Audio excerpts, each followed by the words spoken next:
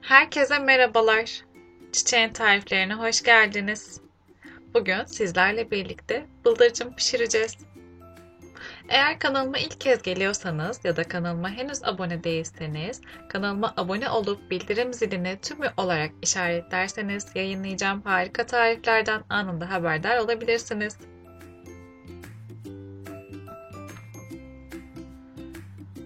Marketten dondurulmuş şekilde aldım ben bu güzel bıldırcınları. Yaklaşık yarım kilo. Şimdi bunları bir tencerenin içerisine alıyorum.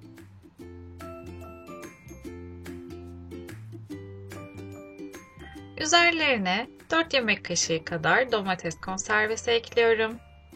2 tane yeşil biber ve 1 tane de soğan ekliyorum.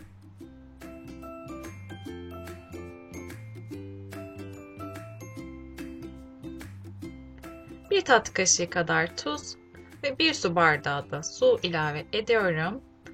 Kapağını kapatacağım tencerenin ve yaklaşık 45-50 dakika kadar bıldırcınlar yumuşayıncaya kadar pişiriyorum güzelce. Ve gördüğünüz gibi artık çok güzel bir şekilde pişti. Bütün lezzetini de suyuna verdi. Şimdi bıldırcının bu güzel haşlama suyuyla nefis bir pilav hazırlayacağız. Öncesinde bıldırcınları suyun içerisinden alıyorum başka bir tencerenin içerisine.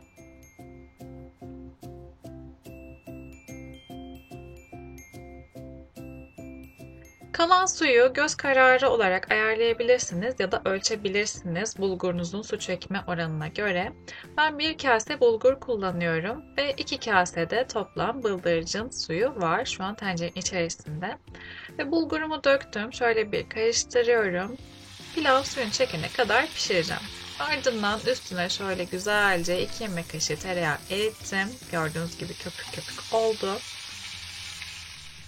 Pişen pilavımın üzerine erittiğim mis gibi tereyağını da ilave ediyorum şimdi.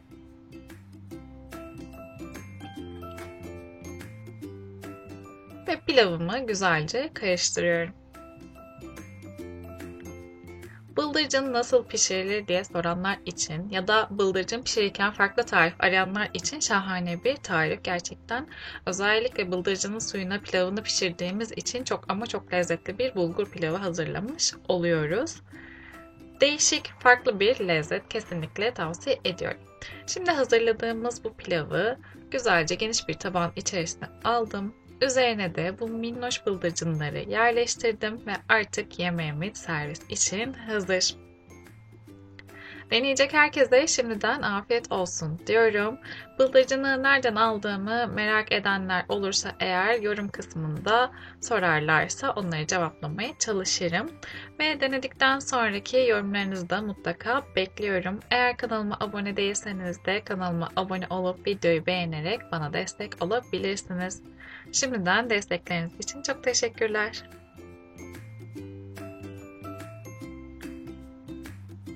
Yeni tariflerde görüşmek dileğiyle diyorum. Kendinize çok iyi bakın. Hoşça kalın.